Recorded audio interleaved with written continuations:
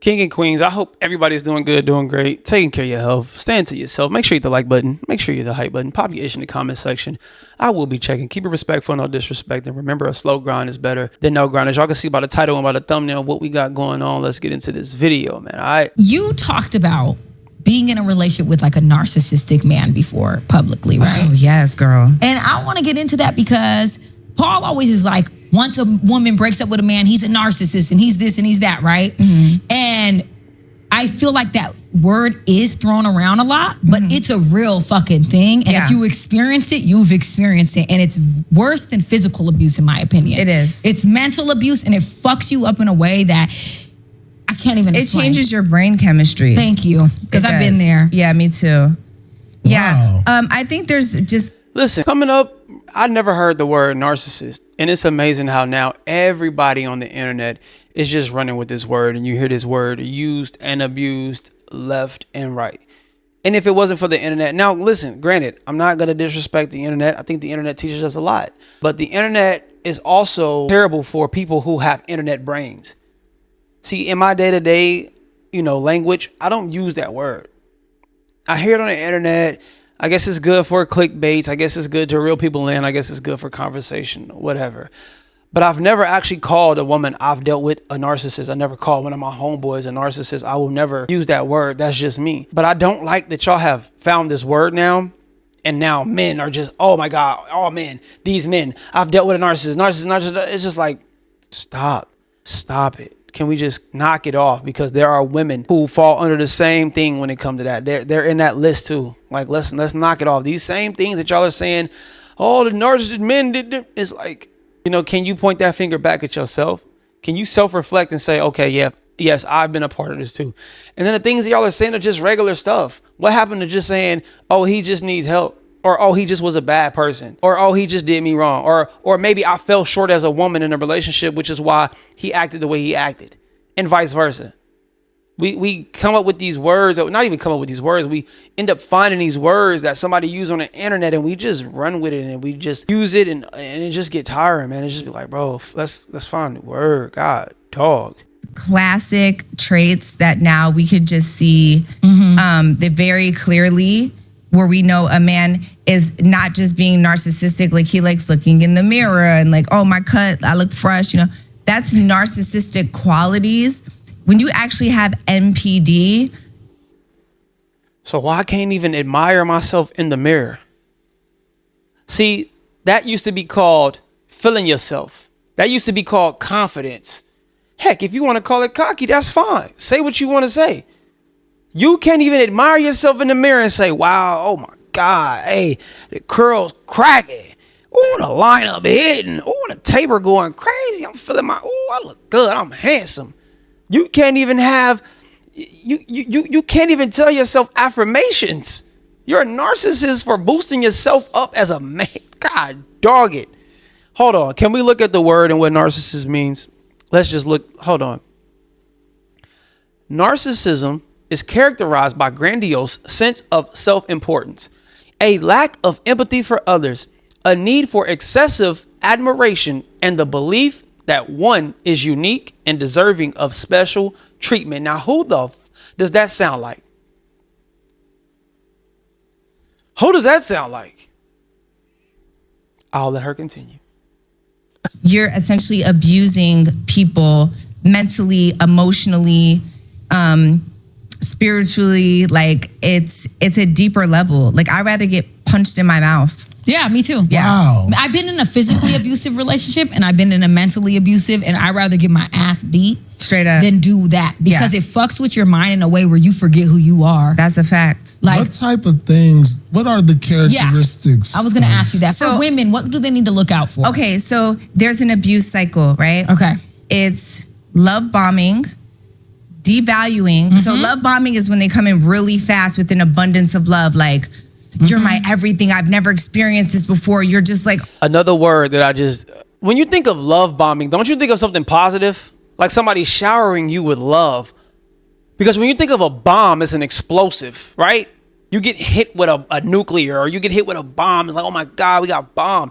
To put love, which is a positive connotation, and make it a negative is crazy to me.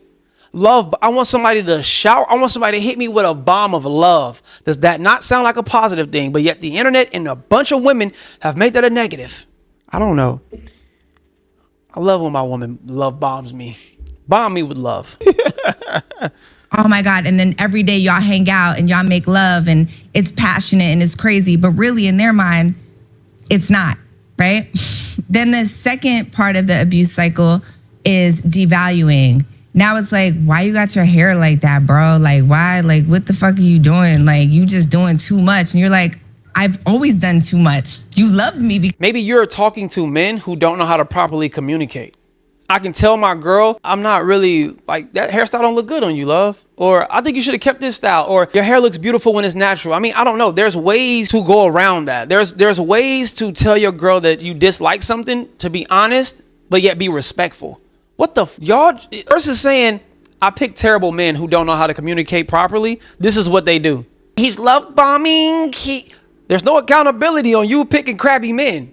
It's always just the men because they're narcissists and they love bomb and they hate women and misogynists and oh my Jesus Christ. Because I was doing too much. Now you wanted to dim my light and change my personality because now it's not fitting your narrative and how you want me to be. So they start to devalue. Then you start to lose yourself, right? Because then now you're like, well, maybe I should change my hair. Or maybe I want to please my man. I don't know. Like maybe I should just dress different or do so. And then the discard is the third part of the abuse cycle where they make you lose yourself. And then they say, you're not the same person I fell in love with. I don't want to be with you no more. Damn. 100. So for someone to make you lose yourself, doesn't that mean that you're not confident enough or strong-minded enough to have self-belief? If you're weak-minded, right, and another person can control you based off of what they're doing, don't that mean you need to work on yourself? You need to disconnect yourself from that relationship, work on yourself, figure yourself out, and realize that, hey, I am picking terrible people who don't love me, who are only out to seek and destroy, who's trying to belittle my confidence. Why not take your power back? Why are you giving so much power to the dude? Because that's what it looks like. A person had all this control to control you, but you had no control and self-love and empowerment for yourself to be like, oh, I'm removing myself from this, or oh, I'm better than this, or oh, I'm not dealing with this. Huh? So it's the man's fault. He's controlling he's controlling so much. But you don't want to take accountability for you being weak-minded or for you just being terrible in that moment. Huh? And this is both sides. This is men and women who complain. They manipulated me. They just ran game on me. They just, terrible. They destroyed me. No, you destroyed yourself by allowing it. Huh? 100%. Yeah. So then you're just sitting there like, I've done everything to make this man happy. I literally changed myself. I changed my personality. Everything that I ever was is different now. Yeah. And now he don't want me, but the person that he initially fell in love with is not there anymore.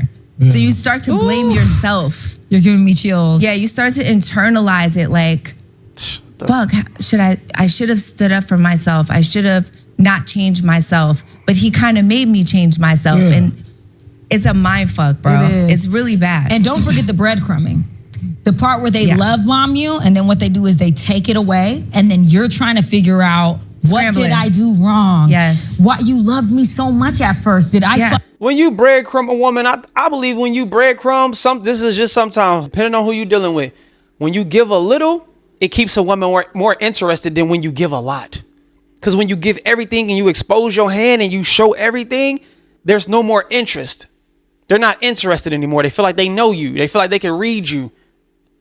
But when you give a little bit, it keeps the mystique there. It's like, ooh, okay, what he gonna do next? It's like, oh, she like, I wonder oh, girl, he popped up on me and gave me a little, oh, girl, he surprised me at my job with some flowers, or I just don't know how to read him sometimes, girl. He just be up and down, not in a bad way, but in a good way.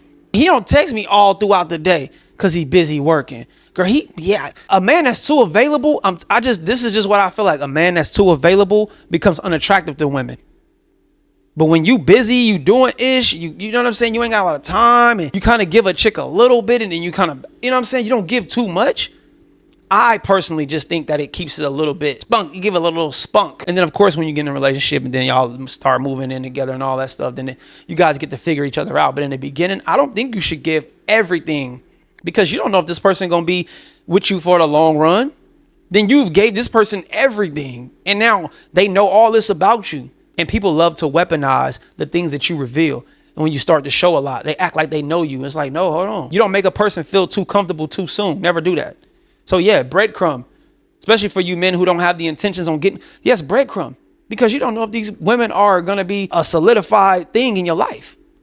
Dude, what are these people talking Fuck about? up. Did I say something? Did I do something? That's what your boy did to me. Yeah. That's Yeah. fucked up. And then what they'll do is they'll breadcrumb, so they'll start giving you love again. Yep. Little by little. And then next episode, you're so happy with 20% of love. Yeah, it's the highs and lows. It's equivalent Yeah. to being addicted to heroin. So No, if- they say that. it is. So when they take their who love say that? away after, Who say that?